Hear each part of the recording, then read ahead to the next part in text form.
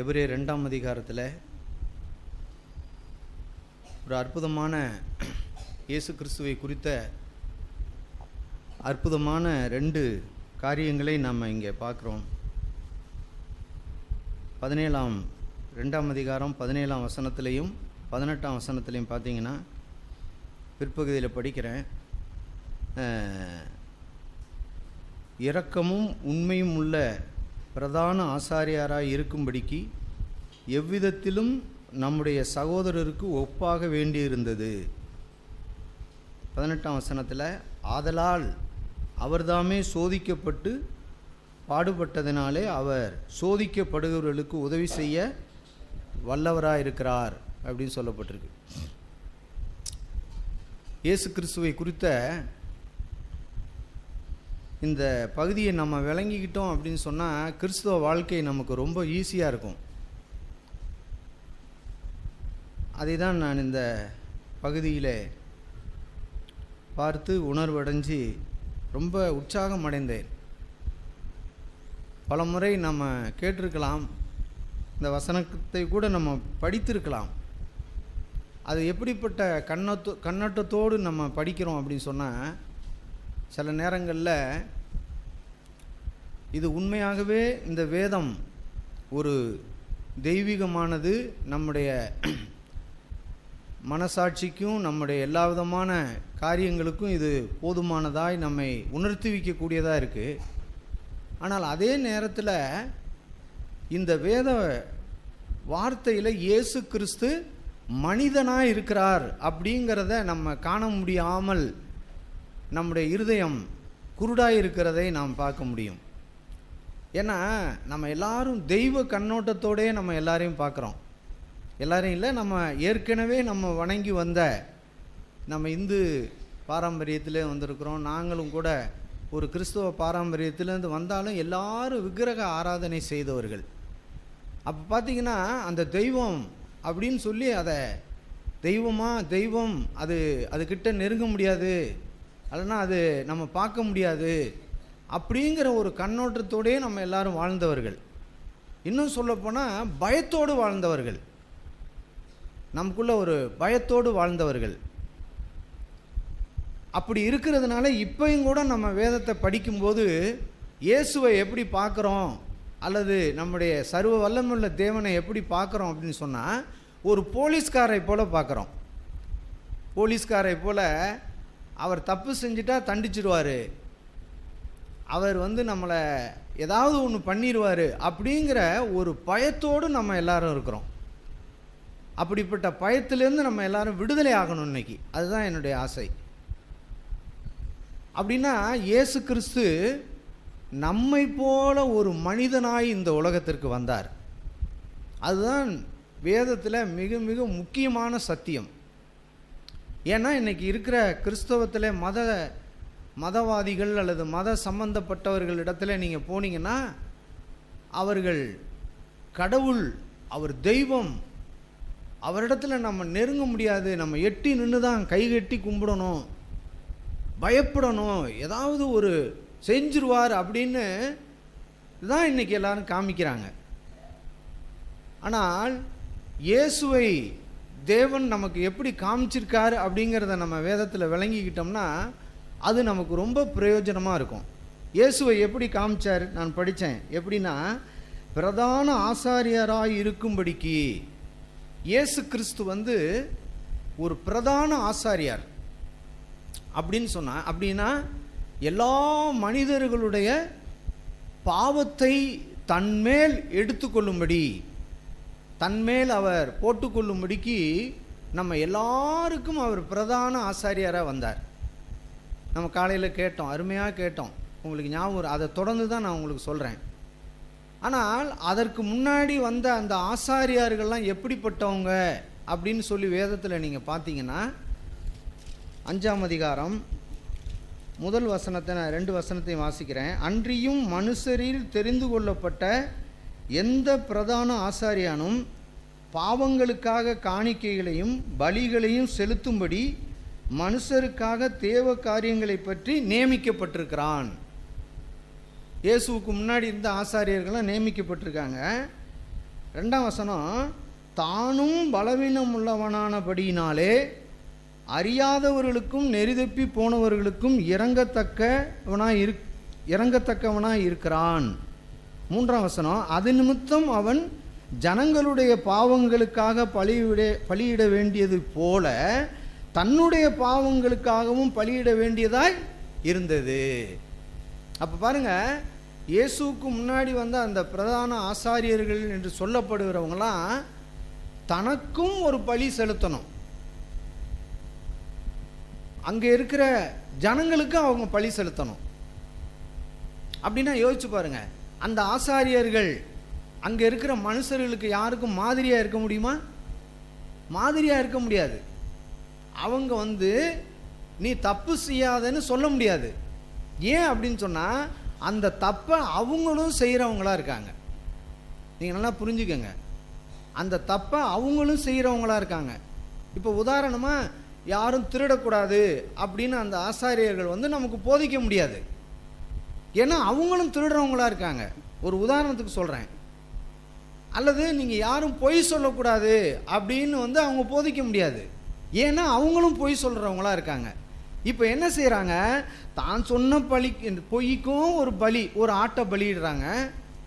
ஜனங்க சொன்ன பொய்க்கும் ஒரு ஆட்டை பலியிடுறாங்க. அப்போ இப்படி தான் பழைய உடன்படிக்கை அப்படியே வந்துக்கிட்டே இருந்துச்சு. 4000 வருஷம், 1 வருஷம் 2 வருஷம் இல்லை, 4000 வருடம் பழைய உடன்படிக்கையில் இந்த சம்பவம் தான் நடந்துக்கிட்டே வந்துச்சு. இப்போ தேவன் என்ன செய்கிறாரு அப்படின்னு சொன்னால், இதை ஒதுக்கி தள்ளணும், இதுக்கு ஒரு முடிவு கட்டணும் அப்படின்னு சொல்லிட்டு இப்போ இயேசுவை இந்த பூமியில் ஒரு பிரதான ஆசாரியராய் அவர் அனுப்பப்பட்டார்.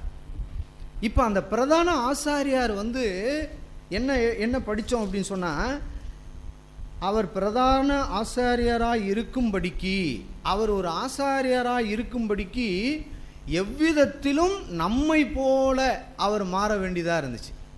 அது சொல்கிறார், எவ்விதத்திலும் நம்முடைய சகோதரருக்கு சகோதரிகளுக்கு ஒப்பாக வேண்டியது இருந்தது அப்படின்னு எழுதியிருக்கு. அப்போனா அதனுடைய அர்த்தம் என்னன்னா, வெறும் ஆசாரியார் மாத்திரமல்ல இயேசு.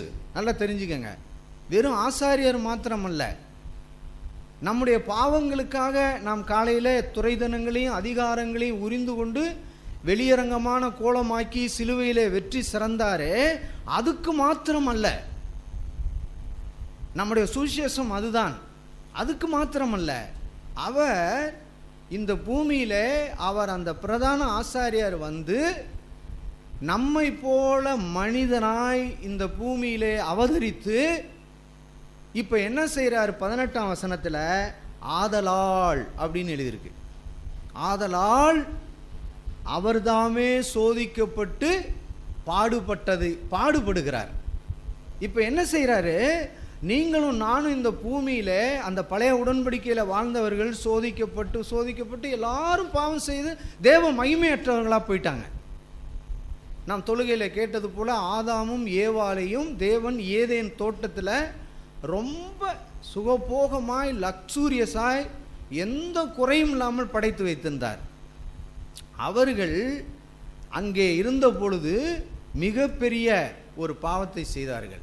தேவன் விலக்கி வைத்த அந்த கனியை புசிக்க வேண்டாம் என்று சொன்ன கனியை அவர்கள் புசித்தது நிமித்தம் அவர்கள் பாவம் செய்து தேவ மகிமையற்றவர்களாய் போய்விட்டார்கள். ஏனென்றால் அவர்களை தேவனுடைய சாயலாகவே தேவன் படைத்திருந்தார். அப்போ அந்த மகிமையை அவர்கள் இழந்து விட்டார்கள். இப்போ தேவன் பார்க்குறாரு, இந்த இடத்துல இந்த ஏதேனில் தோட்டத்தில் யார் இருக்கணும் அப்படின்னு சொன்னால் தேவ மகிமை உள்ளவர்கள் தான் அங்கே இருக்க முடியும். இப்போ என்ன செய்கிறான்னா, அந்த தேவ மகிமையை இழந்தவர்களை ஏதேன் தோட்டத்தை விட்டு அனுப்பிவிட்டு அங்கே அவர் சுடரொளி பட்டயத்தை வைக்கிறார். இப்போ பாருங்கள், அதுக்கு அடுத்ததுலேருந்து நீங்கள் பார்த்தீங்கன்னா எல்லாரும் தேவ மகிமை அற்றவர்களாய் தேவனுடைய சித்தத்தை தேவனுடைய விருப்பத்தை செய்ய முடியாமல் 4000 வருஷங்கள் ஜனங்கள் சீர்கெட்டு போய்விட்டார்கள். இப்போ தேவன் என்ன செய்கிறாருன்னா அதுக்கு ஒரு முடிவை கொண்டு வர்றார். பார்க்குறாரு பரலோகத்திலிருந்து, இந்த மனிதர்களெல்லாம் என்னுடைய விருப்பத்தின்படி வாழ முடியல அவங்களால. ஏன்னா ஆண்டவர் ஆதியாகமத்தில் சொல்றாரு, அவர்கள் மாம்சம் தானே.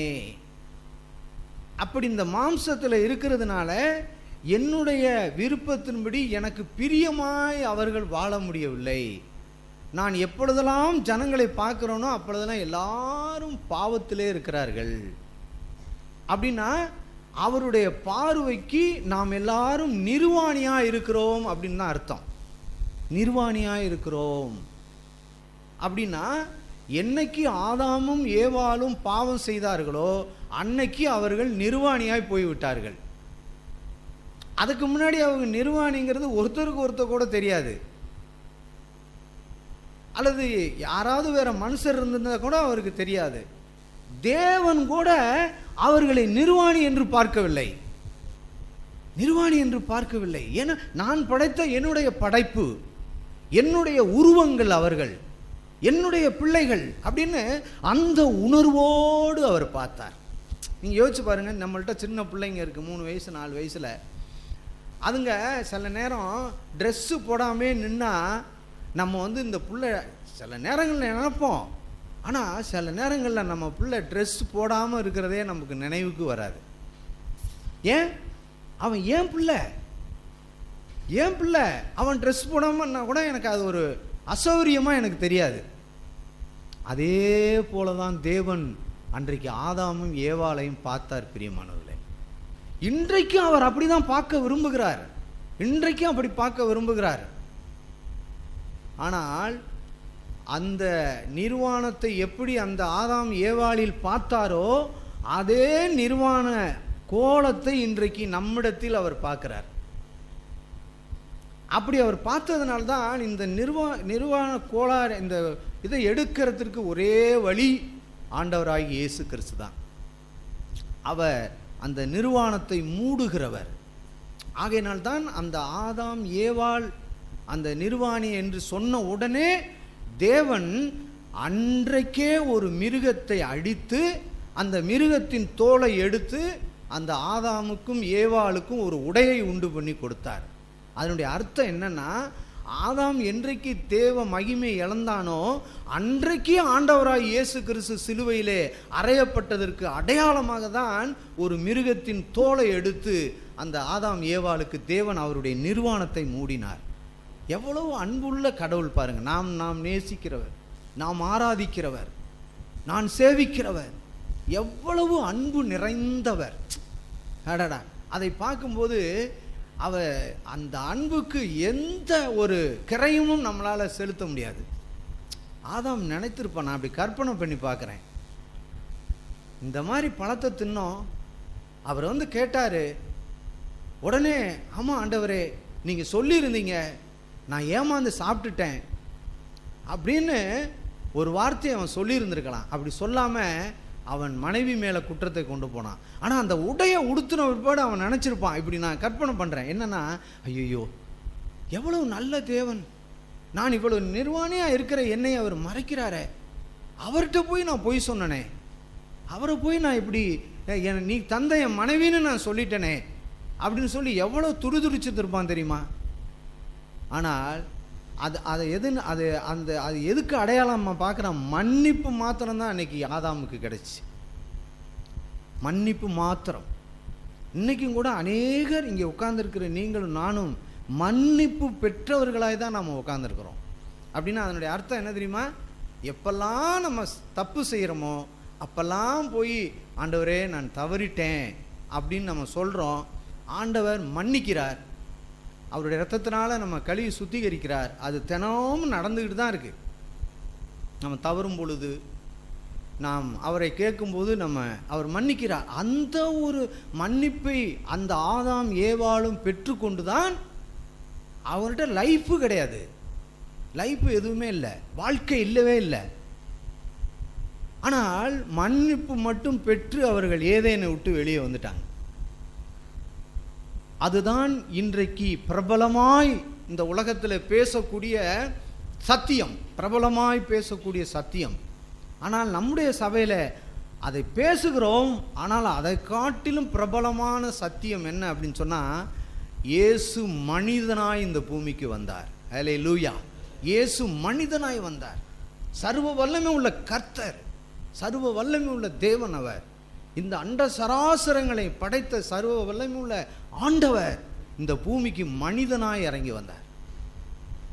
மனிதனாய் வந்தார். ஏன் அப்படின்னா, என் பிள்ளைகளுக்கு லைஃப் கிடையாது, வாழ்க்கை இல்லை, அவர்கள் தேவ மகிமை இழந்துட்டாங்க அப்படின்னு அதை உணர்ந்தவராய் அவர் இந்த பூமியிலே நம்மை போல, மேலே 14ஆம் வசனத்தில் வாசிக்கிறேன், ஆதலால் பிள்ளைகள் மாம்சத்தையும் இரத்தத்தையும் உடையவர்களாய் இருக்க அவரும் அவர்களைப் போல மாம்சமும் இரத்தமும் உடையவரானார் அப்படின்னு எழுதியிருக்கு.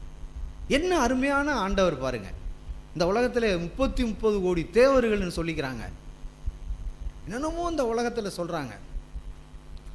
யாரும் மனுஷனுக்கு ஒப்பாக யாருமே இல்லை பிரியமானவர்களே, யாருமே கிடையாது. நான் சில வருடங்களுக்கு முன்னாடி சில காரியங்களை ஆராய்ச்சி செய்திருக்கிறேன், கேட்டிருக்கிறேன். சில கடவுள்களை குறித்து. அந்த கடவுள்கள்லாம் எப்படிப்பட்டதுன்னா, பயங்கரமான கொலை வெறி கொண்ட கடவுள்கள், பெரிய ராட்சதர்கள். அப்படிதான் அந்த நாட்களில் கடவுளை சித்தரித்து, இன்றைக்கும் கூட அப்படிதான் இன்றைக்கு அநேகர் இருக்கிறாங்க. அப்படி கடவுள்னு சொல்லக்கூடிய யாரும் நமக்கு ஒப்பாக யாரும் வரல பிரியமானவர்களே. அவங்க நமக்கு ஒப்பா வரணும்னா எப்படி திரும்ப வந்திருக்கணும்? அவங்க வச்சிருக்கிற வேலு, சூலாயுதம், கத்தியெல்லாம் தூக்கி விட்டுட்டு நம்மளை போல ட்ரெஸ் உடுத்திக்கிட்டு, சிச்சி என்னை அப்படி பார்க்காதீங்க, நான் கொலை செய்கிற கடவுள் இல்லை, நான் பழி வாங்குகிற கடவுள் இல்லை, நான் உங்களை நேசிக்கிற கடவுள் அப்படின்னு வந்திருப்பாங்க. அப்படி யாராவது வந்து கேள்விப்பட்டிருக்கோமா? இல்லவே இல்லை. ஆகையினால தான் இன்னைக்கு அநேகர் என்ன செய்கிறாங்க அப்படின்னா, யாராவது ஒரு நமக்கு தீங்கு செஞ்சுட்டா, ஒரு நிலத்தகராலோ அல்லது ஏதோ ஒன்று வந்துட்டா உடனே என்ன செய்கிறாங்க அப்படின்னா, அவங்க இந்த ஊரில் இந்த ஒரு கடவுள் இருக்கு, அங்கே போய் காசை வெட்டி போட்டு வந்தால் பழி வாங்கிரும், அந்த காசு வெட்டுறது போலவே அவன் குடும்பம் வெட்டுப்பட்டு போயிடும் அப்படின்னு இன்னைக்கு கோடான கோடி போர் இந்த பூமியில் வாழ்ந்து கொண்டிருக்கிறாங்க பிரியமானவர்களே. தெரியுமா? அதெல்லாம் நினைக்கும் போது, நான் ஆராதிக்கிற என் ஆண்டவர், என் கடவுள், நான் நேசிக்கிறவர், எவ்வளவு பெரிய சர்வ வல்லமை உள்ள மகிமையான அந்த தேவன் இன்னைக்கு என்கிட்ட வந்து, நான் ஒன்னே போல எவ்விதத்திலும் அவர் சகோதரருக்கு ஒப்பாக வேண்டியிருந்துச்சு அப்படின்றார். அப்படின்னா நான் ஒரு உதாரணம் சொன்ன வெள்ளிக்கிழமை, அதாவது ஒரு பெரிய காடு, நிறைந்த காடு, அந்த காட்டுக்குள்ளே நான் தனியாக நடந்து போகிறேன்னு வச்சுக்கோங்க, நான் பயப்படாமல் என்னால் போகவே முடியாது. ஏன்னா அங்கே மிருகம் இருக்கும், அங்கே சூழ்நிலை வித்தியாசமாக இருக்கும். அப்படி நான் போவையில் பயந்து பயந்து பயந்து தான் அந்த காட்டுக்குள்ளே போயிட்டுருப்பேன், இல்லைன்னா பின் வாங்கிடுவேன். அப்படி தான் நம்ம எல்லாருடைய வாழ்க்கையும் இருந்துச்சு. ஆனால் இப்போ அப்படி இருக்க தேவையில்லை. வாலிப பிள்ளைகள் எல்லாரும் கேளுங்க, இப்போ அப்படி இருக்க தேவையில்லை. அந்த அடர்த்தி நிறைந்த அந்த காட்டுக்குள்ளே நான் போகிறேன் அப்படின்னு சொன்னால், ஆண்டவராய் இயேசு கிறிஸ்து, சகாயராஜ், நான் பிரதான ஆசாரியராய் இந்த உலகத்துக்கு அனுப்பப்பட்டு, ஆகிலும் நான் உனக்கு ஒப்பாக வேண்டியது என்னுடைய வாழ்க்கை என்னது அப்படின்னு சொல்லி, நான் எப்படி இரத்தமும் மாம்சம் உடையவனாக இருக்கிறேனோ அதே போல் இயேசுவும் என்னோட கூட வரார். அப்படின்னா அந்த காட்டுக்குள்ளே போகிறதுக்கு எனக்கு எப்படி இருக்கும் யோசிச்சு பாருங்கள். நான் ஒரு ஆள் போனோம், இங்கே இருக்க ஒரு பிரதர் என்னோட கூட வந்தாலே ஒரு துணிச்சல் இருக்கும். உங்களை உற்சாகப்படுத்த சொல்கிறேன், நீங்கள் தனியாக போகலை, உங்களோட கூட ஒருத்தர் வரார். அவர் யாருன்னா தெய்வம் கிடையாது, அவர் யாரு? மனிதன். மனுஷனாய் நம்மோட கூட வந்து அவர் நம்மை வழி நடத்துகிறார். அது மாத்திரம் இல்லை, அந்த மனிதனாய் அப்படிங்கிறதுக்கு என்ன அர்த்தம் அப்படின்னு சொன்னால், நம்ம மனிதனாய் இருந்து, அந்த 18ஆம் வசனத்தை நான் வாசித்தது போல், நாம் மனிதனாய் இருந்து சோதிக்கப்பட்டு பாடுபடுகிறது போல அவர்தாமே சோதிக்கப்பட்டு பாடுபட்டதுனாலே அப்படின்னு எழுதுறாரு. அப்போ ஒரு பாவத்தை விடுறதுங்கிறது வந்து ஒரு சின்ன விஷயம் கிடையாது. இப்போ உதாரணமாக நான் ஒருத்தர்கிட்ட 1,00,000 ரூபா பணம் வாங்கிட்டேன். வாங்கிட்டு அதை சில வருடங்களோ அல்லது சில மாதங்களோ நான் கழிச்சிட்டேன். இப்போ என்கிட்ட அந்த பணத்தை திருப்பி கொடுக்கணுங்கிற மனசு என்கிட்ட கிடையாது. அதுதான் அந்த மாம்சம். அந்த மனசு என்கிட்ட கிடையாது. நான் சுய சித்தம் செய்கிறவனாக மாறிட்டேன். தேவ சித்தம் செய்கிறவனாக மாறிட்டேன். இப்போ என்ன செய்கிறாரு அப்படின்னு சொன்னால், இயேசு கிறிஸ்து அவர் நம்மிடத்தில் இறங்கி வந்து இந்த பணத்தை நான் திருப்பி கொடுக்க முடியாத அந்த மனநிலையில் இருக்கிற என்னை, இப்போ அந்த சூழ்நிலையில் நான் யாராவது தெரிஞ்சோ அல்லது என் மனைவியோ அல்லது யாரோ ஒருத்தர் தெரிஞ்சு, ஏங்க இந்த பணத்தை திருப்பி கொடுத்துருங்க, ஏன் அர்த்த விட்டு பணத்தை நீங்கள் வச்சுருக்கீங்க அப்படின்னு சொல்லும்போது, நான் அந்த மனநிலை இல்லாதனால என் மனைவிக்கும் தெரிஞ்சு போச்சு அவங்க இதை சொல்கிறாங்க அப்படின்னு சொல்லி ஒரு பாடு நாம் அந்த நேரத்தில் அனுபவிப்போம். ஒரு பாடு அப்படின்னா ஒரு மாதிரி வெக்கமாக, ஒரு மாதிரி ஏதோ வித்தியாசமாக நம்ம வந்து அந்த சூழ்நிலையை கடந்து போவோம். அப்படி பாடுபடும் பொழுது சில நேரம் கொடுத்துருவோம், சில நேரம் கொடுக்க மாட்டோம். இப்போ அதே போல தான் இயேசு கிறிஸ்து இந்த பூமிக்கு வந்து அந்த மனநிலை இல்லாததை அவர் தன் வாழ்க்கையில் வந்து அப்படி அவர் சோதிக்கப்படும் பொழுது, நம்ம எப்படி இந்த 1,00,000 ரூபா பணத்துக்கு சோதிக்கப்படும் போது ஒரு பாடு நமக்குள்ளே வருதோ, அப்படிப்பட்ட ஒரு பாடை அவர் அனுபவித்து அதிலே அவர் ஜெயம் பெற்று விட்டார். இப்போ என்ன செய்கிறாரு, அப்படி ஜெயம் பெற்றவர் என்னோட கூட இருக்கிறதுனால இப்போ எனக்கு என்ன செய்யுது அப்படின்னா, எனக்கு பொய் சொல்ல மனசு வரமாட்டேங்குது, மற்றவங்கள ஏமாற்ற எனக்கு மனசு வரமாட்டேங்குது. யார்கிட்டாவது 1 ரூபா பணம் நான் திருப்பி கொடுக்கறதா இருந்தாலும் அதை நான் திருப்பி கொடுத்து விட வேண்டுங்கிற மனதை எனக்கு உண்டாக்கியிருக்கிறார். 6-7 வருஷத்துக்கு முன்னாடி என்கிட்ட அப்படி மனசு கிடையாது. நான் அப்படி ஒரு மனது இல்லாமல் இருந்திருக்கிறேன். நான் இல்லை, ஒரு பொதுவாக சொல்கிறேன். ஆனால் இப்பொழுது இந்த 6-7 வருஷம் நான் வந்த பிற்பாடு என்னுடைய மனநிலையில், என்னுடைய மனதில் எதை நான் செய்ய முடியாமல் இருந்தோனோ அதை இன்றைக்கு நான் செய்கிறேன். அப்படின்னா நான் தேவ மகிமையை இழந்து இருக்கிறேன். அப்படி இழந்து இருக்கிறதுனால அதை நான் திருப்பி செலுத்துவதற்கு எனக்கு மனசு இல்லை. என்னுடைய மனைவியினிடத்திலே நான் சண்டை போடுகிறேன், அல்லது ஏதோ ஒரு பண தகராறு நமக்குள்ளே வருது, கணவன் மனைவிக்குள்ளே ஒரு பண தகராறு வருது. ஏன் வருதுன்னா அந்த மகிமை உங்களிடத்துல இல்லை. ஆகையினால தான் அந்த பிரச்சனை வருது. சொத்து தகராறு அல்லது நம்மளை ஏமாத்தினவங்க அல்லது எத்தனையோ காரியங்கள், இதெல்லாம் ஏன் நமக்குள்ளே இதை வின் பண்ண முடியல, இதை ஏன் ஜெயிக்க முடியல அப்படின்னா அந்த மகிமை அற்றவர்களாக நம்ம இருக்கோம். இதை நம்ம வின் பண்ண, இதை ஜெயிக்க தான் இயேசு தம்முடைய மகிமையோடு அந்த வாழ்க்கை நிறைந்தவராய் நமக்கு எவ்விதத்திலும் ஒப்பாக வேண்டியிருந்தது அப்படின்னு எழுதியிருக்கு. எவ்விதத்திலும் அவர் இந்த சத்தியத்தை நம்ம விளங்கிக்கிட்டோம்னா ரொம்ப தைரியமாக இந்த பூமியில் பாவத்தின் மீது பரிபூர்ண வெற்றி எனக்கு உண்டு அப்படின்ட்டு நம்ம போவோம். இது அறியாமல் இருக்கோம். ஏன்னா நான் சொல்கிறத புரிஞ்சுக்கோங்க, நம்முடைய மனதை பொறுத்து தான் இருக்குது. ரோமர் 12ஆம் அதிகாரத்தில் ஒரு வசனம் இருக்குது பாருங்கள். ரோமர் 12ஆம் அதிகாரத்தில்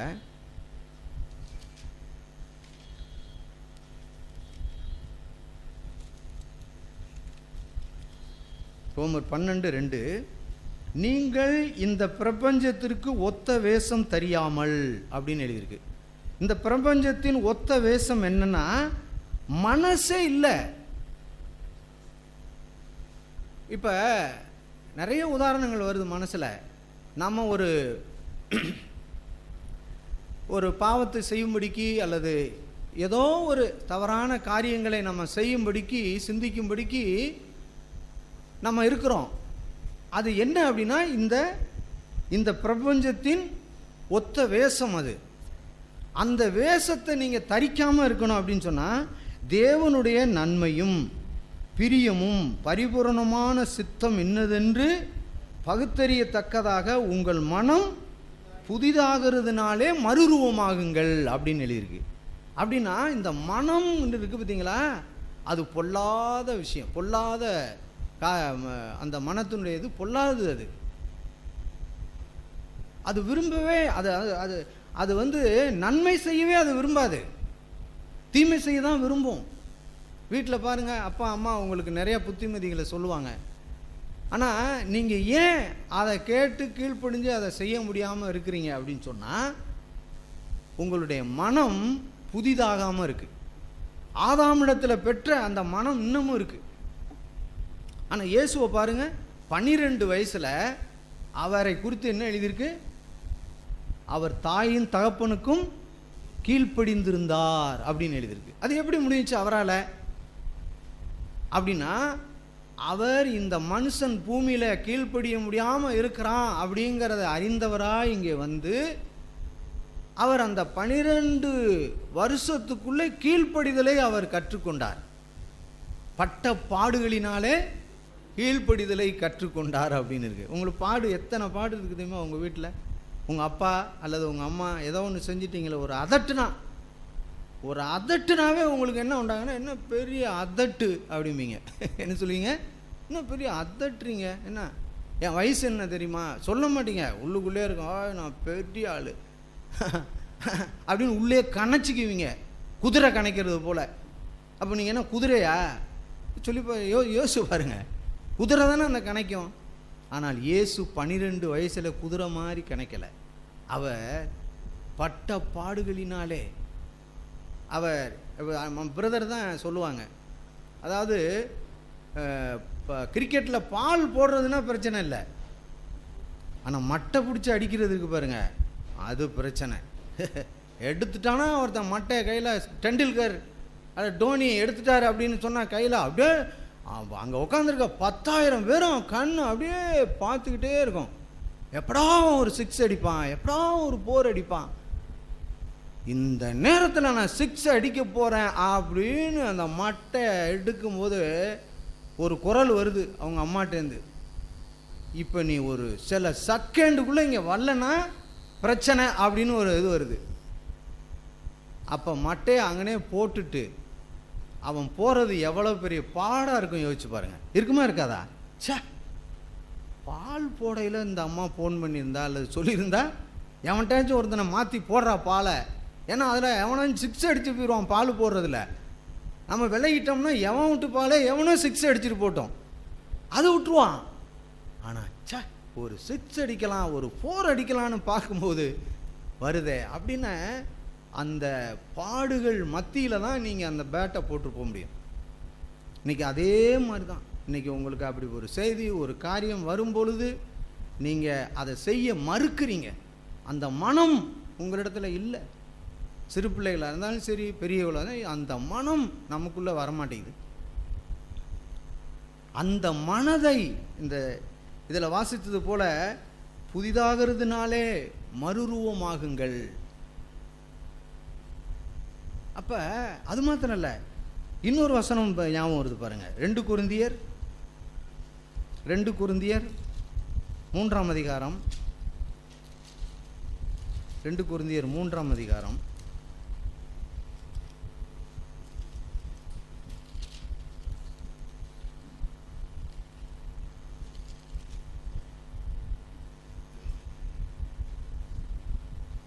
18ஆம் வசனம் வாசிக்கிறேன். நாம் எல்லாரும் திறந்த முகமாய் கர்த்தருடைய மகிமையை கண்ணாடியிலே காண்கிறது போல கண்டு. எதை பார்க்குறோமா? மகிமையை. எதை பார்க்குறோம்? நாம் எல்லாரும் திறந்த முகமாய் கர்த்தருடைய மகிமையை கண்ணாடியிலே காண்கிறது போல கண்டு, அந்த கண்டு ஆவியாய் இருக்கிற கர்த்தரால் அந்த சாயலாக தானே மகிமையின் மேல் மகிமை அடைந்து மறுரூபமாகிறோம். அடாடா, எப்படி பாருங்கள், இது எங்கேருந்து வருதுன்னு நல்லா கவனித்து பாருங்கள். இதை புரிஞ்சுக்கிட்டிங்கன்னா தான் உங்களுக்கு வாழ்க்கை சாத்தியமாகும். நம்மளா புதுசாக எதையும் உருவாக்குறது இல்லை. இங்கே பாருங்கள், அந்த கரண்டை வந்து இன்றைக்கி நம்ம உருவாக்கணும்னு நம்ம எல்லார்கிட்டையும் ஆளுக்கு ஒரு ப்ராஜெக்ட் போட்டு கொடுத்துட்டாங்கன்னு வச்சுக்கோங்க, முடியுமா? முடியாது. ஏன்னா எத்தனையோ வருடங்களுக்கு முன்னாடி ஒருத்தர் இந்த கரண்டை கண்டுபிடிக்கிற மாத்திரம் இல்லை, லைட்டு ஃபேனு இது எல்லாத்தையும் கண்டுபிடிச்சி இப்போ நம்மள்கிட்ட ஈஸியாக கொடுத்துட்டாரு. இப்போ நம்ம என்ன செய்கிறோம்? அனுபவிக்கிறோமா இல்லையா? அதே போல தான் நீங்களும் நானும் வாழ முடியாத இந்த மகிமையின் வாழ்க்கையை நான் வாழ முடியாமல் இருக்கிறோம். இப்போ இயேசு கிறிஸ்து வாழ்ந்து அவர் கீழ்ப்படிந்து அவர் பட்ட பாடுகளினாலே அவர் அந்த கீழ்ப்படிதலை கற்றுக்கொண்டு, இப்போ இந்த வசனம் சொல்லுது, திறந்த முகமாய் மகிமையிலே கண்ணாடியிலே காண்கிறது போல நம்ம இந்த வேத எழுத்துக்கள் மூலமாக நம்ம கண்டு அந்த ஆவியால் தான் கர்த்தராலே அந்த சாயலாக அந்த மகிமையின் சாயல் அப்படின்னு சொன்னால் அந்த கீழ்ப்படிதலின் சாயல், அந்த தாழ்மையின் சாயல், அந்த சாந்தத்தின் சாயல், அந்த பொறுமையின் சாயல், மற்றவர்களை பழிவாங்க கூடாதுங்கிற சாயல், மற்றவர்களை மன்னிக்க வேண்டும் என்கிற சாயல். எத்தனை பேர் தெரியுமா இந்த கூட்டத்தில் கூட நீங்கள் எத்தனை பேர் மன்னிக்காமல் இருக்கிறீர்கள்? பிறரை மன்னிக்காமல் இருக்கிறீர்கள். பிறரை மன்னிக்க முடியவில்லை. அவ அப்படி செஞ்சிட்டாங்க, இப்படியெல்லாம் நடந்துட்டு மன்னிக்க முடியல. அந்த சாயல் உங்கள்கிட்ட இல்லை. நீங்கள் மட்டும் கேட்டு பாருங்க, அந்த சாயலை உங்களுக்கு கொடுப்பாருங்க. நான் அடிக்கடி சொல்லியிருக்கேன், கொரோனா டயத்தில் பிறருடைய சத்தியங்களை அதிகமாக கேட்கும்போது அந்த நாட்களில் மன்னிப்பை குறித்த சத்தியத்தை நான் கேட்டேன். இப்போது கூட டெய்லி டிவிஷனில் கிட்டத்தட்ட 25 வருஷத்துக்கு முன்னாடி பேசின செய்தியை ஒரு போன வாரத்தில் போட்டாங்க. 25 வருடங்களுக்கு முன்னாடி வழக்கமாக கேட்குறது போல் கேட்டு உட்கார்ந்தேன். என்ன தெரியுமா வந்துச்சு? 25 வருஷத்துக்கு முன்னாடி இந்த மன்னிப்பதையும் மன்னிக்கிறதை குறித்து அவ்வளோ ஸ்ட்ராங்காக பேசியிருக்காங்க. ஸ்ட்ராங்காக வலிமையாக பேசியிருக்காங்க. 25 இயர்ஸ், 25 வருஷம்.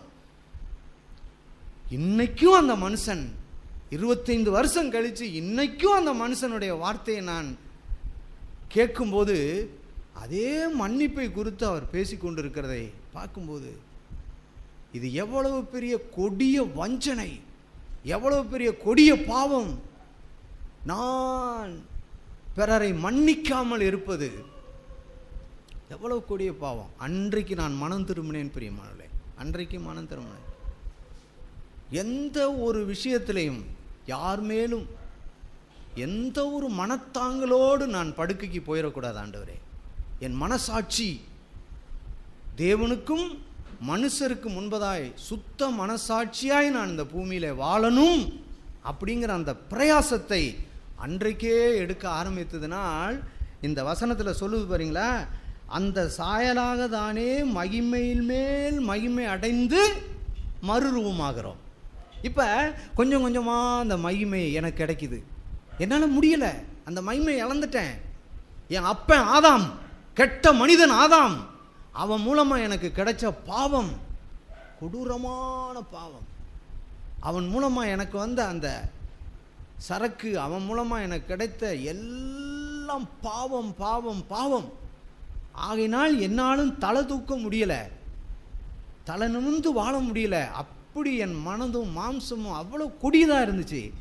இப்போ எனக்காக எவ்விதத்திலும் சகோதரராக வேண்டிய இயேசு எனக்கு வந்து மறுபடியுமா அந்த இழந்த மகிமையை கொஞ்சம் கொஞ்சமாக அவர் கொடுத்து ஒரு நல்ல சாயலை அவர் நமக்குள்ளே கொடுத்து கொண்டே இருக்கிறார் பிரியமானவர்களே. அதெல்லாம் இன்றைக்கி நீங்கள் ஒரு முடிவு எடுக்கணும். என்ன தெரியுமா? எவ்வளோ பாவத்தை குறித்து சபையில் பேசுகிறாங்க, அது என்னால் விட முடியல தான்.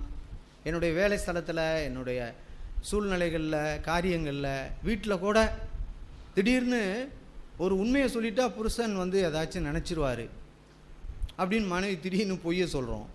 புருஷனும் அவரும் நினைக்கிறாரு, ஐயோ இப்போ போய் நம்ம எல்லாம் விலாவாரியாக பேசினோம்னா குடும்பம் ஒரு மாதிரி ஆயிரும் அப்படின்னு அவரும் மறைக்கிறாரு. இது எல்லாம் நல்லா தெரிஞ்சுக்கங்க. ஆதாம் இடத்திலிருந்து வந்த மகிமை, இழந்த மகிமை. ஆனால் இப்போ நான் இயேசுவினிடத்தில் போன பிற்பாடு எதையும் நான் விடுதலையாக என் மனைவியினிடத்திலே நான் பேச முடிகிறது. என் மனைவியிடத்தில் நான் எதையும் மறைக்க எனக்கு மனம் இல்லை. ஏன்னா என் மனம் மறுரூபமாயிட்டு. அதே போல் பிள்ளைகள், உங்கள் பெற்றோரிடத்துல நீங்கள் இந்த சத்தியத்தை கற்றுக்கிட்டிங்கன்னா உங்கள் இருதயம் எப்படி இருக்கும் அப்படின்னா மறுரூபம் அடைந்து ஆக ஆக உங்களால் முடியாது, தேவனே உங்களுக்குள்ள அந்த மறுரூபத்தை கொடுத்து கொண்டே இருப்பார். பெரியம்மாள் பொய் சொல்லாத. இப்போ பாருங்கள், ஒரு முறை எனக்கு ஞாபகம் வருது. நான் எங்கள் சொந்த ஊரில் ஒரு பால் கம்பெனியில் கிளர்க்காக இருந்தேன். இந்த கணக்கு வழக்கெல்லாம் எனக்கு ரொம்ப தெரியும்னு என்னை தூக்கி அதில் போட்டிருந்தாங்க. அப்போ எல்லாத்தையும் கரெக்டாக சின்சியராக எல்லாம் பார்த்து 2-3 வென்றுங்க வந்து பால் எடுத்துகிட்டு வந்து பணம் கட்டுவாங்க. அதில் என்ன ஆகிட்டாங்கன்னா அவங்க கொஞ்சம் காசை எடுத்துக்கிட்டு அது வரல, அந்த கடனை நிற்கி அப்படி நிற்கி இப்படி நிற்கின்ட்டு கொடுக்க மாட்டாங்க. அதை நான் பாக்கின்னு எழுதி வைப்பேன். ஓனர் வந்து பார்த்துட்டு, என்னையா முதல்ல வரவுன்னு எழுதிருச்சு, இப்போ எல்லாம் பாக்கின்னு எழுதியிருக்குன்னா என்னன்னு தெரிலங்க, அந்த ஆளுங்க அப்படி செய்கிறாங்க அப்படின்னா ஒருத்தனுக்கு வந்து கிட்டத்தட்ட நான் சொல்கிறது 25 வருஷத்துக்கு 30 வருஷத்துக்கு முன்னாடி 2000-3000 பாக்கி. அப்போல்லாம் 2000-3000னா ஒரு 30,000 அல்லது 3 லட்சத்துக்கு சமம். ஐயோ இவ்வளோ பெரிய கடனை வச்சுக்கிட்டானா அப்படின்ட்டு போய் அவர் கேஸ் கொடுத்துட்டார். போலீஸ் ஸ்டேஷனில் போய் ரிப்போர்ட் பண்ணிட்டார். அவன் மேலே ஒரு பெட்டிஷன். உடனே போலீஸ் எஃப்ஐஆர் போட்டு இவனை தூக்கிட்டு போயிட்டாங்க அங்கே போலீஸுக்கு. அப்போ என்கிட்ட வந்து சொல்கிறாரு, அப்போ நான் வந்து இந்த மாதிரி சர்ச்சுக்கு போகிறேன் அப்படின்னு தெரிஞ்சதுனால எப்போல்லாம் என்னை கணக்குக்கு மதுக்கூருக்கு அழைச்சிட்டு போவாரோ என்னை போய் நான் வந்து புரோட்டா ரொம்ப விரும்பி சாப்பிடுவேன். இப்போல்லாம் அது ரொம்ப எதிர்ப்பாக இருக்குது. அப்படியே என்னை கொண்டு புரோட்டா கடையில் விட்டு எவ்வளோ வேணாலும் சாப்பிட்டுக்க அப்படிம்பார். ஏன்னா நம்ம கணக்கு வரவு செலவு பணம்லாம் இதாக இருக்கிறதில்ல, இவன் குடிக்கவும் மாட்டான், இவன் வந்து வித்தியாசமான மனுஷனாக இருக்கானே அப்படின்னு சொல்லி விட்டார். சரி, அது மாதிரி நடக்கும்.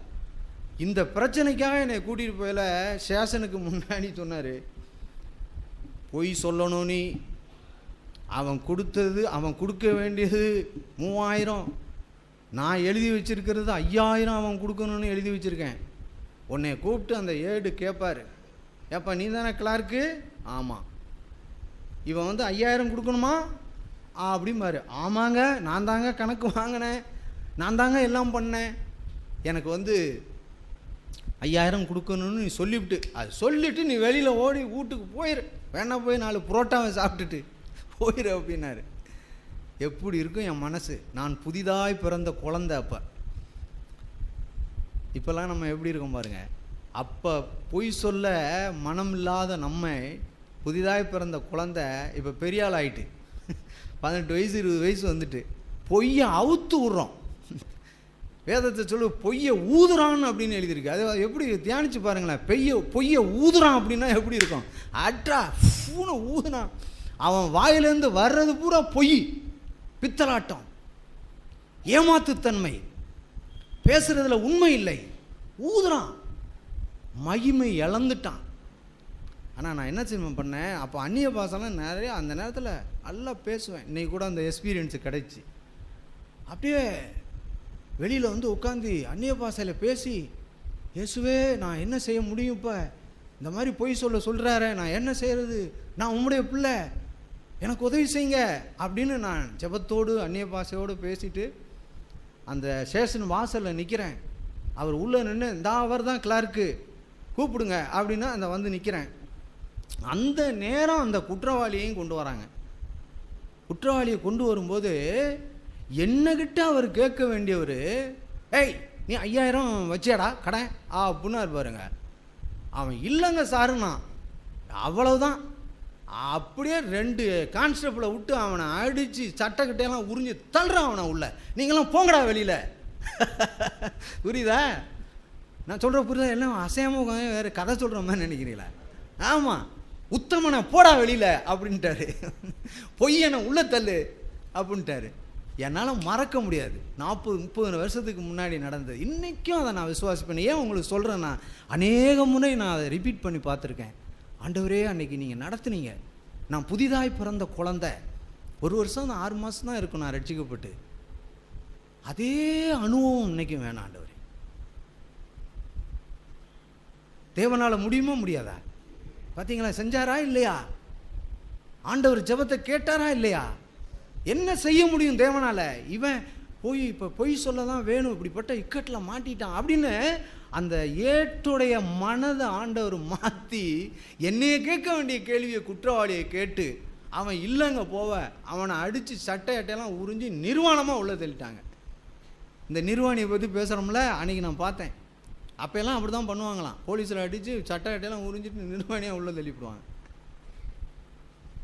நிர்வாணியாய் தள்ளப்பட வேண்டிய சகாயராஜ், நான் நிர்வாணியாய் போக வேண்டிய மனுஷன், உத்தமனும் நீதிமானுமாய் என்னை ஆண்டவர் வெளியே அனுப்பினார்.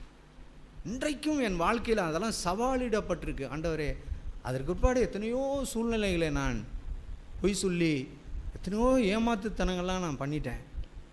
அதுக்காக ஆண்டவரிடத்தில் நான் சொன்னேன், அந்த ஆதாமை போல நான் போய் ஆண்டவரிடத்தில் மன்னிப்பு பெற்றிருக்கிறேன். ஆனால் இன்றைக்கு அப்படி இல்லை. இன்றைக்கு எனக்கு ஞாபகமே வரல, எதுக்காவது நான் ஒரு பொய்யை சொல்லியிருப்பேன், நான் ஞாபகமே இல்லை. எல்லாவற்றையும் மனதை அவர் மாற்றியிருக்கிறார். பிரியமானவர்களே, இந்த அற்புதமான வாழ்க்கையை கொடுக்க தான் என் இயேசு என்னை போல எவ்விதத்திலும் அவர் ஒப்பாக வேண்டியிருந்துச்சு. எந்த தெய்வங்கிற சொல்கிற யாராலையும் முடியாது. சோதிக்கப்படுகிறவர்களுக்கு அவர் உதவி செய்ய வல்லவரார். பாருங்கள், ஒரு வசனம் இஸ்ரவேல் ஜனங்களை குறித்து உங்களுக்கு காமிக்கிறேன். ஏசாயா தீர்க்கதரிசன புஸ்தகம், அற்புதமான ஒரு வசனம். ஏசாயா தீர்க்கதரிசன புஸ்தகம் 5ஆம் அதிகாரம். சில நேரத்தில் மைக்கு வச்சுட்டு படிக்கணும். நான் தப்பாக படிச்சிடுறேன் சில நேரம்.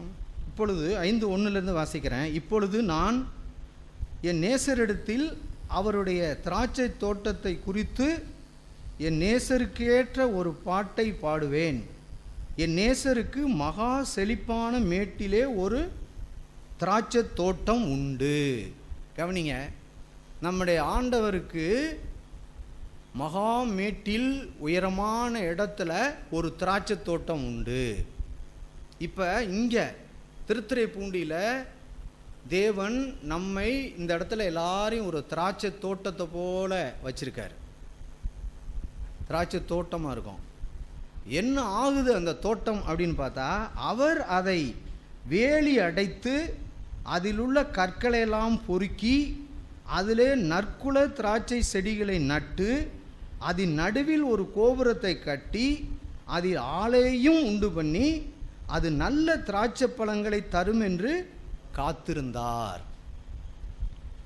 அதுவோ கசப்பான பழங்களை தந்தது. தம்பி, எல்லாரும் நல்லா கவனிங்க.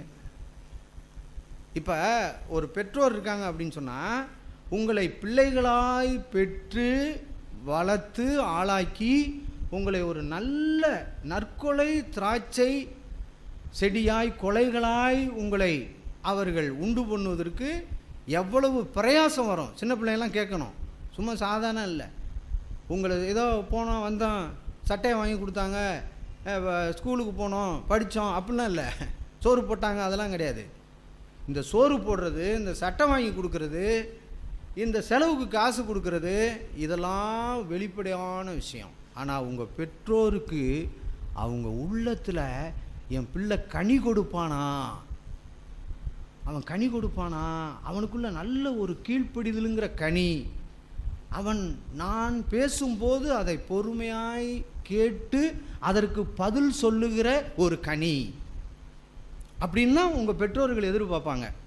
நான் சொல்கிறது உண்மையாக பொய்யா? சொல்லுங்கள் தம்பி, தலையாவது ஆட்டுங்க. இல்லை இப்படி நினைப்போமா? அவன் அப்பா என்னடா பண்ணுறேன்னா போடா அப்படின்னு சொல்கிறத எதிர்பார்ப்பாங்களா? சொன்னால் எப்படி இருக்கும் யோசிச்சு பாருங்கள். இப்போ அப்பா உங்களை பார்த்து என்னடா அப்படி முட்டாள்தனமாக நடந்துக்கிறேன்னா, போயா நீ எத்தனையோ வாட்டி முட்டாள்தனமாக நடந்ததை நான் பார்த்தேன் அப்படின்னு ஒரு புள்ள பேசுகிறான்னா அது எப்படி இருக்கும்? இப்போ அதே தான் நம்ம ஆண்டவருக்கு செஞ்சுக்கிட்டு இருக்கோம். அதை தான் சொல்ல வந்தேன்.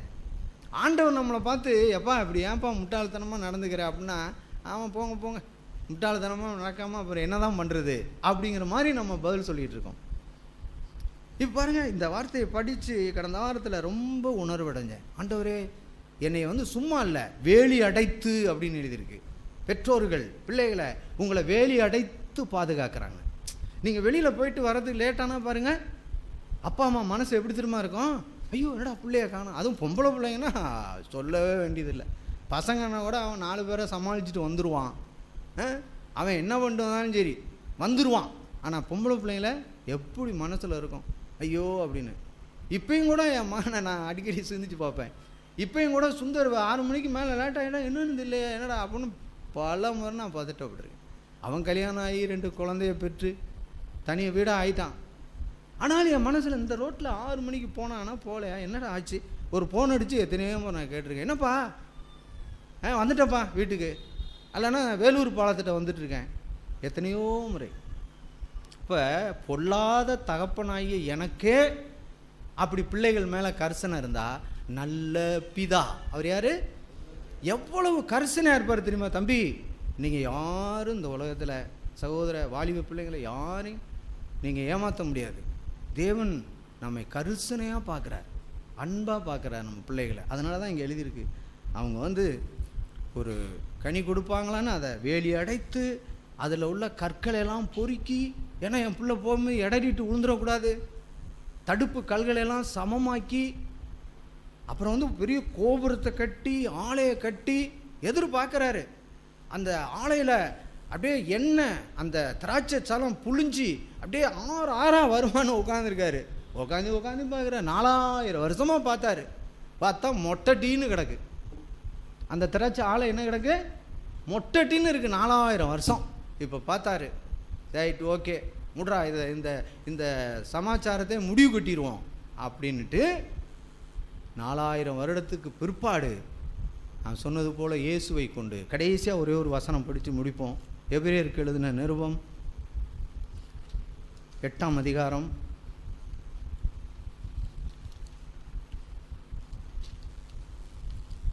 8 அவர் கடைசியாக நான் சொன்ன சத்தியத்தை நீங்கள் நல்லா மனசில் வச்சுக்கணும்.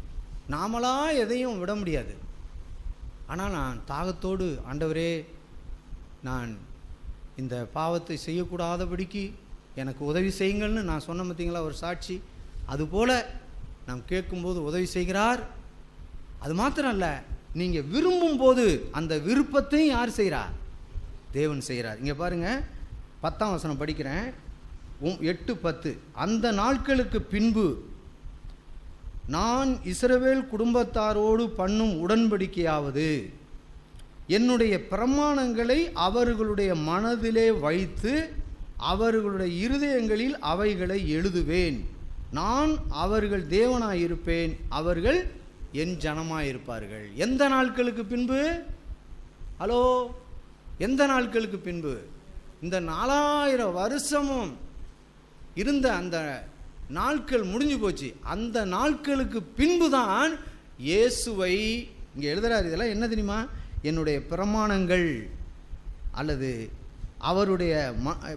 என்னுடைய பிரமாணங்களை அவருடைய மனதிலே வைத்து அவருடைய இருதயங்களில் அவைகளை எழுதுவேன். அப்படின்னா இயேசுவே என் இருதயமாய் மாறிவிட்டார். ஹல்லேலூயா. இயேசுவே என்னுடைய பிரமாணமாய் மாறிவிட்டார்.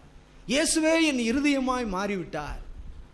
சகாராஜ், நீ ஏன்டா கஷ்டப்படுற, நீ ஏன் யோசிக்கிற, இங்கே போனால் பாவம் செஞ்சிருமோன்னு யோசிக்காத, அதை சிந்திக்காத.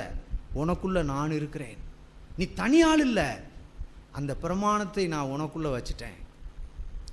அந்த இயேசுவை உன் இருதயத்திலே நான் வச்சுட்டேன், எழுதிட்டேன். நீ துணிச்சலாயிரு, தைரியமாயிரு. இந்த வாழ்க்கை உனக்கு சாத்தியம். நீ தலை நிமிர்ந்து நடப்பாய். நீ அவர் வரும்போது, அவருடைய முகத்தை காணும்போது, அவர் இருக்கிற பிரகாரமாகவே நீ அவரை சந்திக்க முடியும் அப்படிங்கிற ஒரு பயங்கர சவாலையும் துணிச்சலையும் எனக்கு கொடுத்துருக்கிறார். தெரியுமா?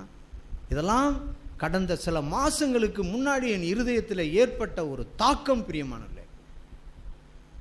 ஆகையினால் இப்பொழுது நான் போகிற இடமெல்லாம் பல கோடி பணம் சம்பாதிக்க முடியும்னு ஒரு மனுஷன் ஓடுறான்னு வச்சுக்கோங்க. அதுபோல் இப்போ நான் ஓடுறேன். என் வீட்டு சோபாவில் உட்கார்ந்து கூட ஒரு சில லட்சங்களை சம்பாதிக்கிறேன் ஒவ்வொரு நாளும். ஆண்டவரிடத்தில் 10 நிமிஷம் போனாலும் பல லட்சங்களை நான் சம்பாதிக்கிறேன்.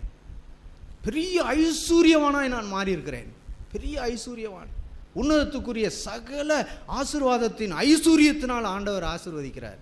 அது காரணம், நான் இயேசுவை விளங்கி கொண்ட போது, இயேசுவை அறிந்து கொண்ட போது, தேவனை அறிந்து கொண்ட போது, ஒன்றான மெய்தேவனாய் உம்மையும் நீர் அனுப்பினவராய் இயேசு கிறிஸ்துவை அறிவதே நித்திய ஜீவன்.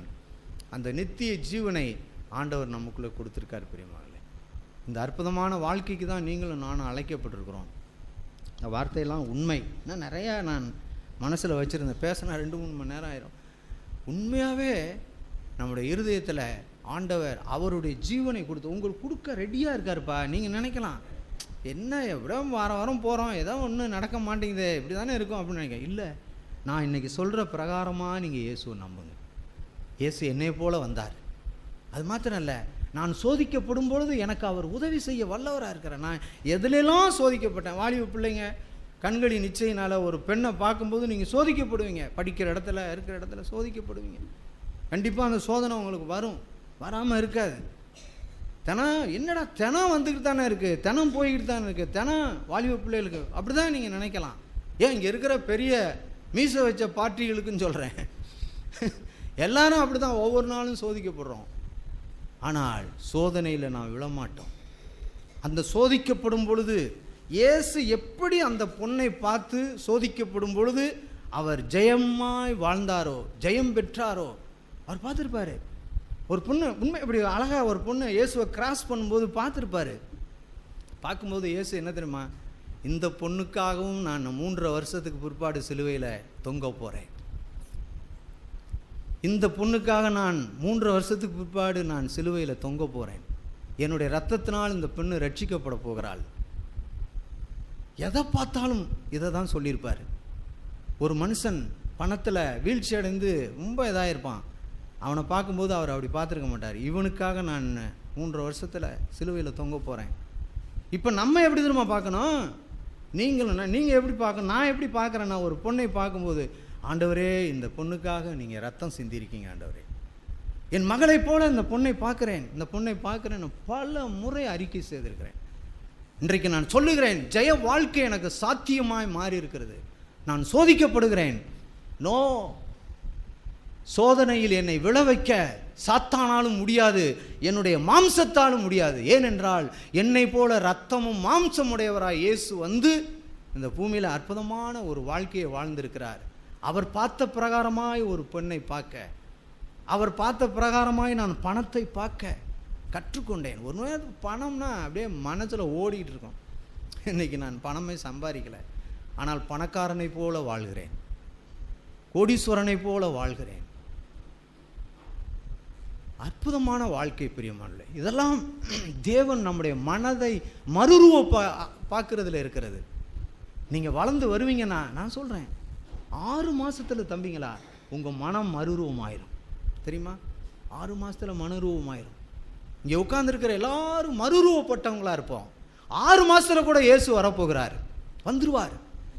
சீக்கிரமாக இயேசு வரப்போகிறார் இந்த பூமிக்கு. அவரை நாம் எல்லாரும் இந்த மத்திய ஆகாயத்தில் அவர் வரும்போது நாம் அவரை சந்திக்க வேண்டும். ஏனென்றால் நான் கட்டி வைத்திருக்கிற வீடு, நான் வச்சிருக்கிற காரு, நான் வச்சிருக்கிற பணம், நான் வச்சிருக்கிற சொத்து எதுவும் என்னோட வரப்போகிறதே இல்லை. நீங்களாம் லோத்து மனைவியை போல கட்டி பிடிச்சிக்கிட்டு இருக்கணுங்கிறீங்க. ஐயோ என் வீட்டு காரு, ஐயோ என் வீட்டு வீடு, ஐயோ என் வீட்டு பணம், ஐயோ என் வீட்டு படிப்பு, ஏன் அப்படின்னு கட்டி பிடிச்சிக்கிட்டு உட்காந்துருக்கீங்க. கடைசியாக உப்பு தூணாக தான் போகணும். அப்படி கிடையாது. எல்லாத்தையும் வெறுத்துருங்க. எல்லாம் வச்சுக்கலாம், நம்ம அனுபவிப்போம். எங்கிட்டையும் கார் இருக்குது, நல்ல வீடு இருக்குது. நான் என் வீட்டுக்குள்ளே போகும்போதெல்லாம், காரில் போகும்போதெல்லாம் நினைக்கிறேன், ஆண்டவரே இது உம்முடையதல்ல, என்னுடையதல்ல, இது உம்மால் எங்களுக்கு கொடுக்கப்பட்டது, ஊழியத்துக்காக மற்ற விஷயங்களுக்காக ஏதோ நீ கொடுத்துருக்கிறீர், ஆனால் இது எங்களுக்கல்ல ஆண்டவரே, உம்முடைய நாமத்தின் மகிமைக்காக தான் நாங்கள் வாழணும் ஆண்டவரே அப்படின்னு நான் இருதயத்தை அப்படி நான் பக்குவப்படுத்தியிருக்கேன் பெரியம்மான. அதனால தான் காரில் ஒரு வசனத்தை எழுத சொன்னேன், இன்னமும் எழுதலை. நீங்கள் பண ஆசை இல்லாதவர்களாய் நடந்து உங்களுக்கு இருக்கிறவைகள் போதும் என்று எண்ணுங்கள், நான் உன்னை விட்டு விலகுவதும் இல்லை, உன்னை கைவிடுவதில்லை என்று அவர் சொல்லியிருக்கிறாரே அப்படிங்கிற அந்த வேத வசனம் பண ஆசையிலிருந்து, பண பிடியிலிருந்து என்னை விடுவித்த ஒரு வசனம் பிரியமானவர்களே. அதனால் உங்களை அர்ப்பணித்து பாருங்கள், தனிப்பட்ட விதத்தில் போய் தேவனை தேடி பாருங்கள். அந்த அபிஷேகமும் வல்லமையும் அந்த மகத்துவமான அந்த மகிமை வல்லமை நம்மை நிரப்பும் போது கண்ணீர் விடுவோம், கதறுவோம். ஆண்டவரே உம்முடைய அன்பு, உம்முடைய இரக்கம், உம்முடைய தயவு, உம்முடைய சாந்தம், ஐயோ அதை பார்க்கும்போது அப்பா நான் இல்லையே, அது எனக்கு வேணுமே அப்படின்னு நம்ம எல்லாரும் சரண்டர் ஆயிடுவோம். அதனால் நமக்கு ஆண்டவர் கொடுத்துருக்கிறத நம்ம எல்லாரும் அனுபவிக்கலாம், தப்பு இல்லை. ஒரு சில பேருக்கு கூடுதலான சில வருமானங்கள், சில பேருக்கு குறைச்சலான வருமானங்கள், அப்படிங்கிறதெல்லாம் சபையில் ஆண்டவர் ஒவ்வொருக்கும் வித்தியாசமாக கொடுத்துருக்காரு. அதனால் நிறையா சம்பாதிக்கிறவங்கள பார்த்தோ, அல்லது கார் வச்சுருக்கவங்கள பார்த்தோ, அல்லது நல்ல வீடு கட்டியிருக்கிறவங்கள பார்த்தோ நீங்கள் பொறாமை அடைஞ்சிங்கன்னா அவ்வளோதான். சமீபத்தில் ஒரு வீட்டுக்கு போனேன், அந்த தம்பிங்க வீடு வாங்கியிருக்காங்க. ஆனால் அந்த வீட்டை கட்டப்படுறதுக்கு பாடு, அந்த வீட்டுக்காக வாங்கியிருக்கிற கடன், அந்த வீட்டை செப்பனை இடுறதுக்கு அவங்க மனசில் அவ்வளோ போராட்டத்தை சந்திக்கிறாங்க. ஆனால் நம்ம என்ன பார்ப்போம், வெளியிலேருந்து வீடு வாங்கிட்டான் அந்த ஆள், வீடு கட்டிட்டார், அல்ல அதை பண்ணிட்டார், கார் வாங்கிட்டார், குப்பையாக வாங்கிட்டார். அவர் என்ன வாங்கிட்டார் சொல்லணும். என் வீட்டில் ஒரு காரை வாங்கியிருக்கல, சுந்தரன் என்னை பார்த்து சகாயராஜ் குப்பையை வாங்கி வச்சுருக்காரு அப்படின்னா எப்படி இருக்கும்? வீடு குப்பை, எல்லாம் குப்பை, ஒரு நாள் சாம்பலாக போகுது, ஒன்றும் இல்லை. ஆனால் நம்ம அப்படி சொல்லக்கூடாது. நம்ம எந்த இடத்துல இருந்தாலும் எங்கே இருந்தாலும் மனரம்பியமாக ஆண்டவரே நீங்கள் வச்சுருக்கிறதுக்காக ஸ்தோத்திரம் ஆண்டவரே, நன்றி ஆண்டவரே அப்படின்னு நம்முடைய இருதயம் ஆண்டவருக்கு நன்றி நிறைந்த இருதயமாக இருக்கணும். புரியலை? அதனால் இந்த நாளில் நம்ம ஆண்டவர்கிட்ட நம்ம ஒப்பு கொடுப்போம். கண்களை மூடி நம்ம இருந்த வண்ணமாய் கேட்ட வார்த்தையை ஆண்டவருக்கு ஒப்பு கொடுப்போம். தேவன் காலையிலிருந்து நம்மோடு கூட அற்புதமான வார்த்தைகளை நமக்கு பேசியிருக்கிறார். நான் பேசினதெல்லாம் உண்மை, அதில் எந்த பொய்யும் கிடையாது. பிரியமானவர்களே, தேவ சமூகத்திலே நான் பயப்படுகிறேன். ஆண்டவரே, நாங்கள் எல்லாரும் உண்மை போல மாறிடணும். ஆண்டவரே, எங்களைப் போல நீங்கள் மாறிட்டீங்க. நான் இப்போ தைரியம் அடைஞ்சிட்டேன். ஆண்டவரே, ஒரு கிரிக்கெட் மேட்சோ ஃபுட்பால் மேட்சோ நீங்கள் பார்த்தீங்கன்னா, நான் கடந்த 2 வாரத்துக்கு முன்னாடி சொன்னேன்னு நினைக்கிறேன், ஏதோ ஒரு கூட்டத்தில் ஒருத்தர் தான் அதில் பார்த்தீங்கன்னா பேரும் புகழுமாக இருப்பார். பாக்கி பிளேயர்ஸ் இருப்பாங்க, ஆனால் அதில் ஒரு ஆள் தலை தூக்கி இருப்பார். அவரை தான் அந்த டீமே நம்பி இருக்கும். இவன் இல்லைன்னா தோற்றுருவோம் அப்படின்னு சொல்லுவாங்க. அதே போல தான் நம்ம டீமுக்கு தலைவர் ஆண்டவராய் இயேசு கிறிஸ்து. நம்ம தோற்று போகவே இல்லை, தோற்று போக மாட்டோம். அவர் நம்மை உயர்ந்த ஸ்தானத்தில் நம்மை நிறுத்த வல்லவராக இருக்கிறார். அந்த விசுவாசத்தோடு இன்றைக்கி நீங்கள் இந்த இடத்த விட்டு கடந்து போகணும். யாராவது 1-2 பேர் நீங்கள் ஜெபிக்க விரும்பினால் நீங்கள் ஜெபிக்கலாம்.